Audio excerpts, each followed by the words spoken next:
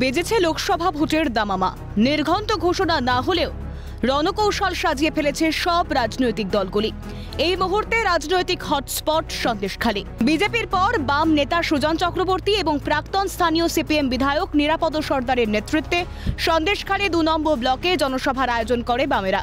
এদিন মঞ্চ থেকে একের পর এক তোপ দাগেন বাম নেতা সুজন চক্রবর্তী। বক্তব্যে উঠে এলো পশ্চিমবঙ্গের তৎকালীন মুখ্যমন্ত্রী জ্যোতি বসু ও বুদ্ধদেব ভট্টাচার্যের নাম। মেয়েদের ইজ্জত নিয়ে খেলার অধিকার কারও ছিল না। কেউ আদিবাসীদের জমি কেড়ে নেবে সেই সুযোগ ছিল না। লাল ঝান্ডা দুর্বল হতেই শুরু অত্যাচার। রাজ্যের শাসক দলকে নিশানা করে বিস্ফোরক সুজন চক্রবর্তী। লাল ঝান্ডা ছাড়া মানুষের গ্যারান্টি দেওয়ার যোগ্যতা কারো নেই। ছিল জ্যোতি বসু, ছিল বুদ্ধদেব ভট্টাচার্য, কোন মাইকা লাল পশ্চিমবাংলায় ছিল না যে গ্রামের মানুষের উপরে অত্যাচার করতে পারবে এমন কেউ ছিল না।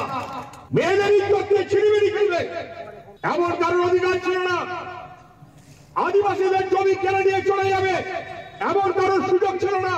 এখনো লাল ঝান্ডা আছে, একটি দেশ দুর্বল হয়েছে, একে একে মানুষের উপরে অত্যাচার করেছে, আক্রমণ করেছে। 11 সালের পর মনে নেই আমাদের? রবিবার জনগর্জন সভা থেকে রাজ্যের 42টি আসনের প্রার্থী তালিকা ঘোষণা করেছে তৃণমূল। প্রার্থী তালিকায় নাম থাকা ব্যক্তিদের মধ্যে 5 জন বিজেপির বলে দাবি সুজনের। পাশাপাশি রাজ্য থেকে তৃণমূলকে উৎখাত করতে হবে বার্তা দিয়ে তৃণমূল বিজেপিকে একযোগে আক্রমণ বাম নেতা সুজন চক্রবর্তীর।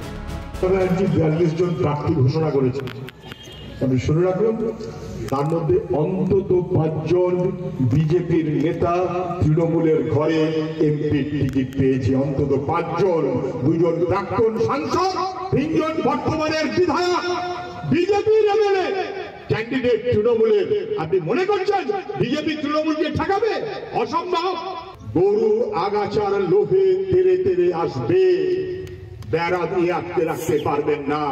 যদি গরু ঠেকাতে হয় আগাছা পরিষ্কার করতে হবে। তৃণমূলের ঘাস পরিষ্কার হয়ে গেলে বিজেপি পশ্চিমবাংলা থেকে আপনা আপনি পালিয়ে যাবে। সুজন চক্রবর্তী ছাড়াও সোমবারের সভায় উপস্থিত ছিলেন সিপিএম সাংসদ তথা আইনজীবী বিকাশ রঞ্জন ভট্টাচার্য, বাম নেত্রী দেবলীনা হেমব্রম সহ একাধিক নেতা ও কর্মী সমর্থক। ধর্ষণের রেট বেঁধে দিয়েছেন মুখ্যমন্ত্রী, সেই মতো ধার্য হয় ক্ষতিপূরণ। মঞ্চ থেকে মুখ্যমন্ত্রীকে নিশানা করে বিস্ফোরক বিকাশ রঞ্জন ভট্টাচার্য। আমাদের মুখ্যমন্ত্রী বলেছিলেন যদি মেয়ে ধর্ষিতা হয়, তার যদি বয়স 18 হয়, তার জন্য তাকে কত ক্ষতিপূরণ দেওয়া যাবে। 25 বছরের মেয়ের কত ক্ষতিপূরণ দেওয়া যাবে। এই রাজ্যের মুখ্যমন্ত্রী, তিনি একজন মহিলা বলে দাবি করেন, তিনি মেয়েদের রেট ঠিক করে দিয়েছিলেন। ওই বাজারে যেমন ইলিশ মাছের দাম এই, কাতলা মাছের দাম এই, ভেটকি মাছের দাম এই, উনি বললেন ধর্ষিতা হতে পারে, তোমাদের দুঃখ পাওয়ার কিছু নেই। তো সর্দি কাশি, মানুষের যেমন সর্দি কাশি হয় তেমন ধর্ষণ হবে, এটা তোমরা মেনে নাও। এটা বলছেন মুখ্যমন্ত্রী, আপনারা কি মেনে নেবেন? 144 ধারা জারি থাকা সত্ত্বেও কার্যত শান্তিপূর্ণভাবেই সভা করে সিপিএম। তবে সন্দেশখালী ইস্যুতে চড়ছে রাজনৈতিক পারদ। আগামীতে কার পাল্লা ভারী তা বলবে সময়। শামীম মোল্লার রিপোর্ট, ক্যালকাটা নিউজ।